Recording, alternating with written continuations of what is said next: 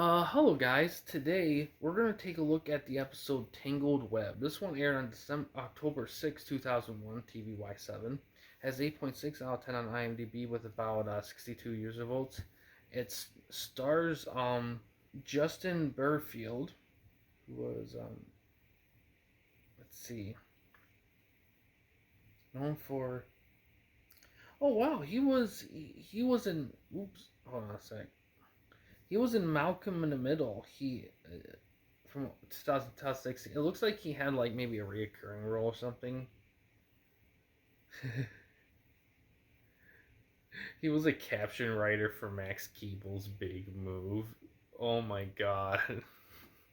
Max Keeble's Big I'm gonna have to maybe do a riff thing on that movie one day because I remember watching that movie and thinking it was just like I remember them promoting the fucking hell out of that movie, and there was really nothing in the movie that in itself was like woo. It was just promoted like it was just like whoa, Max Keeble's Big Move. It's just like it was barely anything. It's just like whatever.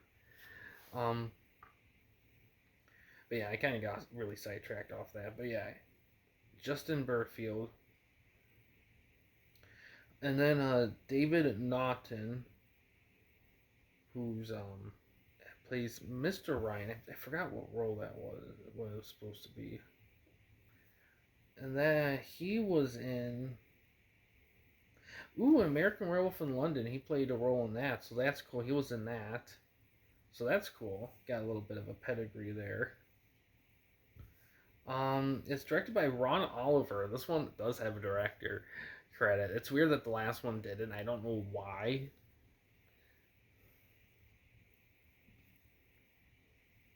He was known for Prom Night 2, Big Fat Liar 2.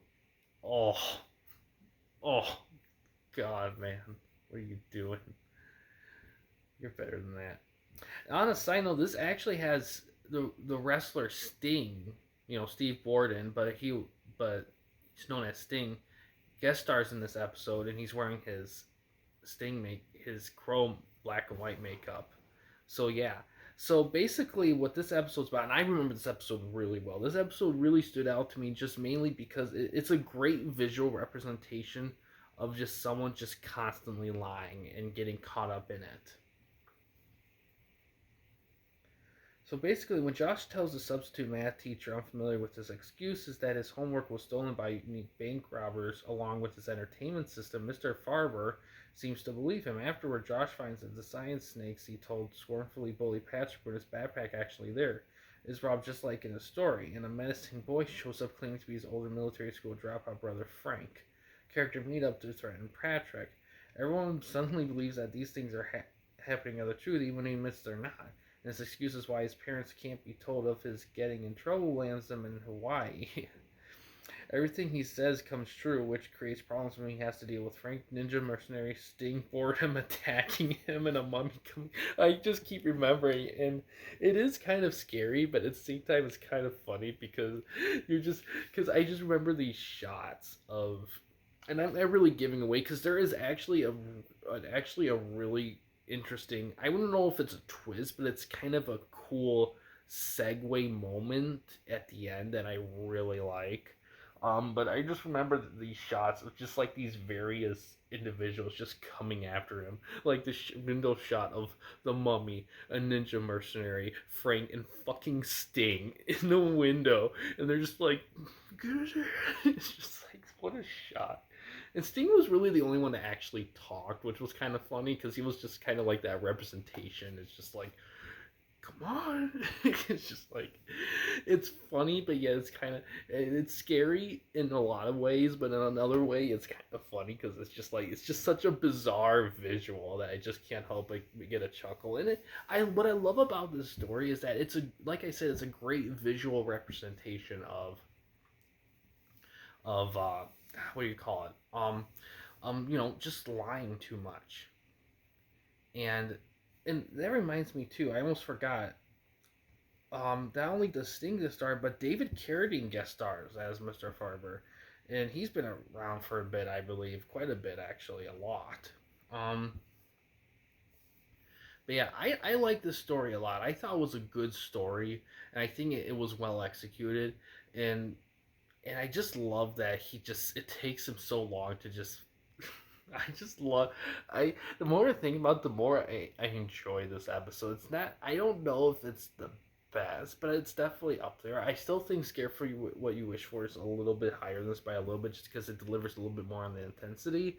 But this one, I would call it my second favorite so far for sure, just because of how like batshit it is in terms of like just how crazy this kid just keeps going, and these lies he kiss literally try to catch up to him. They literally try to chase him. It is so. It's just. It works really well. I mean, granted, this was made for kids, so even though as an adult it seems quite obvious for a kid, it feels a little bit more smart. And even then, I still consider it kind of a good way of doing it. I just love like it's just all these people and they legit want to attack him. These guys legit want to attack him. It's just such a colorful roster of just his military stepbrother, his crazy military stepbrother, a fucking mummy, a few ninja mercenaries, and fucking Sting. It's so fucking colorful. I fucking love it. I can't get enough. It, I really wish I could have rewatched these episodes, but like I said before, they're not really available anywhere. The closest is YouTube. They only have like seven and a half of them divided up, and to be honest, it's just to me it's like it's kind of a slap in the face because I know this show didn't exactly set the world on fire when it came out, but looking back now, it's not. It's actually very decent. The problem with the show is that it came out too late. The horror anthology like trend from the 80s into the 90s was dying out. Like nobody was invested in these anymore, and the kids that grew up with Goosebumps and R.L. Stein were getting into teens into adults, and they weren't watching this stuff anymore. And the new kids that are going up to this didn't really grow up with those shows that much at all, so they look at this and they're just like, so I mean, if you look at I mean, if you look at the ratings, a lot of the episodes did well. It's just, the show was just too short lived. It didn't get a chance to breathe. But yeah, overall, I really like this episode. I definitely recommend watching it just because I just get a kick out of it looking back. In terms of actual scares, I don't remember how scary it actually gets. I will admit, it's one of those things where if you watch something, it's funny, but if it actually happened to you, it would be fucking terrifying. Like, I think I would be scared shitless if ninja mercenaries, a, a crazy military dropout brother, um, a mummy, and fucking Sting just came after me. Because the last thing I need is to get a scorpion death drop by fucking Sting. Oh. Oh my god. Uh, I wish I could. I wish I. There was not really much more I can say about it. It just. It's just a solid, good episode. It's definitely an interesting episode. Very good, well written, in my opinion. And I would say, somewhat. I would dare say, fuck it. I give it an originality point. It may have been. I mean, yeah, you can argue it's borderline like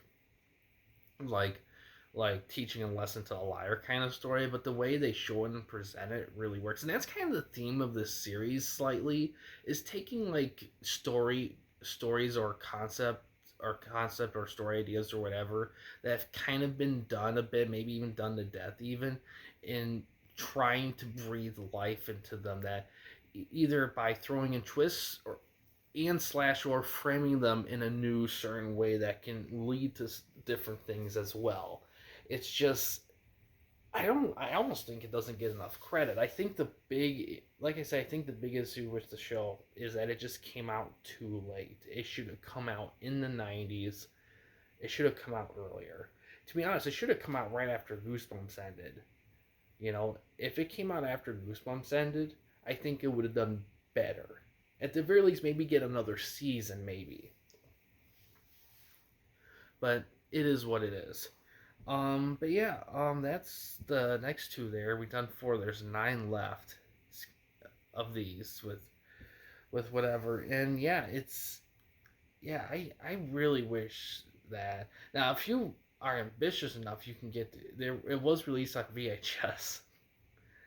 There was two VHS tapes, but those only have 8 episodes total between the two. So you're even then you're missing out, and that those might be the same ones that are on YouTube.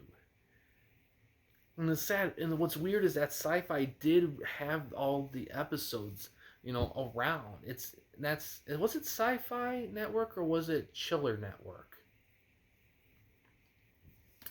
Actually, you know what? It was either the Sci-Fi Network or Chiller Network. I remember the Chiller Network was around. I kind of enjoyed it a little bit. I didn't get super into it because a lot of the stuff they showed were kind of garbage horror films. There wasn't anything of substance, but I'll give them credit. They showed this show, so I'll give them a point for that. But yeah, just gonna keep chugging away at this. We got a lot of good ones coming up, that's for sure. A lot of like good ones. We got good ones coming up, and yeah, I enjoyed this series. If I was given the opportunity, I would like to rewatch it again, but we'll just have to see how time goes. But yeah, guys, thanks for overall. It's a good episode. I definitely recommend checking out. And yeah, guys, thanks for watching. In case you want to chat with me, Mike, or anyone else at the Campy Company, you don't want to use the YouTube comment section. We do have a couple options. The first one is we have a Discord channel. You can find a link to that in about page / about section of our channel. We also have a discussion tab in our channel as well, and can access that through a PC or laptop computer. But yeah, guys, thanks for watching. Please subscribe and like the videos, and have a good day.